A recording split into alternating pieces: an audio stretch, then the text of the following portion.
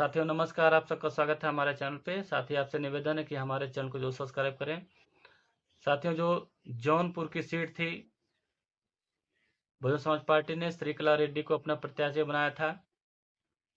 वो लड़ रही थी, अच्छे खासा चुनाव लड़ रही थी, फाइट अच्छा दे रही थी, लेकिन पता नहीं क्या उनके ऊपर दबाव ऐसा आया कि वो लड़ने से इनकार कर दी। ऐसा सूत्रों का मानना, ऐसा मीडिया में दिखाया जा रहा था।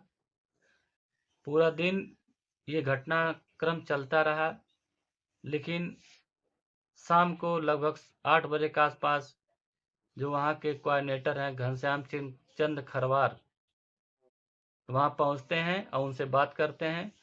घनश्याम चंद खरवार जो है बाइट दे करके बताए भी हैं कि हम उनसे जब मिलने गए और उनके केंद्रीय कार्यालय का हम उद्घाटन भी किए। अब वो अपने बच्चों पे सर पे कसम खा करके उन्होंने कहा भी कि नहीं, हम चुनाव लड़ेंगे बहुजन समाज पार्टी के टिकट पे ही। फिर उन्होंने 11 बजे रात में फ़ोन करके कोऑर्डिनेटर को उन्होंने बताया कि हम चुनाव नहीं लड़ना चाहते हैं, हम चुनाव नहीं लड़ेंगे, हम अपना पर्चा वापस लेते हैं और आप किसी और कैंडिडेट की तलाश कर लीजिए। तो ऐसे में सवाल ये उठता है कि आधी रात में ये फ़ोन करके क्यों उनको बता दिए कि हम चुनाव नहीं लड़ेंगे, हम अपना पर्चा वापस लेना चाहते हैं, किसी और प्रत्याशी का आप तलाश कर लीजिए।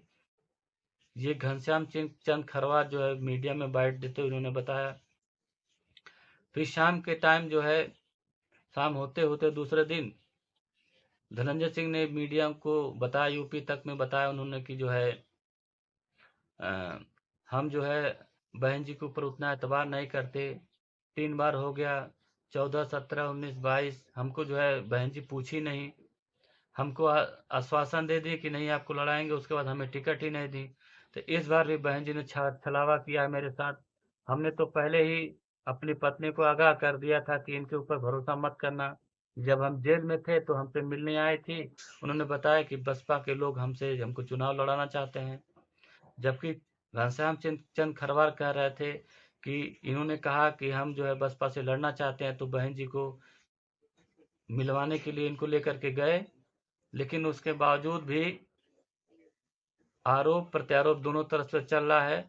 लेकिन इसका जो असर है, जो मीडिया में दिखाया जा रहा है, सिर्फ एक ही चीज़ दिखाया जा रहा है कि जो है मायावती ने इनका टिकट काट दिया। चूँकि ये मीडिया का चरित्र है, बहुजन समाज पार्टी की तरफ ज़्यादा ध्यान नहीं देते हैं ये लोग, ज़्यादा बुराई करने में लगे हैं।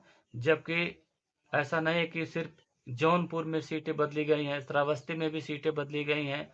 समाजवादी पार्टी के मुखिया श्री अखिलेश यादव ने वर्मा जी का टिकट काट करके किसी ब्राह्मण कम्युनिटी को उन्होंने अपना टिकट दिया। तो उन सीटों पर उतनी चर्चा नहीं हुई जितना जौनपुर के अंदर 2 दिन के अंदर चर्चा हुई। ऐसे में जो मीडिया में ये सब सवाल खड़ा किया गया था कि बहन जी ने टिकट काटा, जबकि सच्चाई ये थी कि बहन जी टिकट नहीं काटती। अगर टिकट काटना होता तो पहले ही जो है श्याम सिंह यादव को पहले ही अपना प्रत्याशी बनाती, क्योंकि पहले के वो सिटिंग एमपी थे बहुजन समाज पार्टी की तरफ से। तो उनको क्यों टिकट बदल करके दूसरे को टिकट देती, पहले ही क्यों नहीं उनको लड़ाती वहाँ से। लेकिन ऐसा नहीं हुआ और श्याम सिंह यादव को टिकट न दे करके श्रीकला को टिकट दिया गया था। श्रीकला जो है टिकट ली थी, पर्चा दाखिला भी की थी, लेकिन अपना लड़ने से इनकार कर दी। अगर ऐसा नहीं होता तो काहे के लिए घनश्याम सिंह खरवार उस दिन जो है लखनऊ में थे, भागे भागे पहुंचे वहां पे, उनसे मुलाकात की। अब वहां पे विराम लगाया गया, प्रेस कॉन्फ्रेंस हुई, उन्होंने बताया कि नहीं जो है अब बहुजन समाज पार्टी के सिंबल पे श्रीकला चुनाव लड़ेंगी। लेकिन आधी रात होते होते क्यों फैसला बदल गया, ये बहन जी कोई फैसला नहीं था, ये श्रीकला रेड्डी और धनंजय सिंह का ही फैसला था। लेकिन मीडिया में प्रचारित किया जाता है कि जो है बहन जी ने ही ये सब कुछ किया है। तो साथियों, वीडियो कैसा लगा आपको कमेंट बॉक्स में जरूर बताएं। धन्यवाद।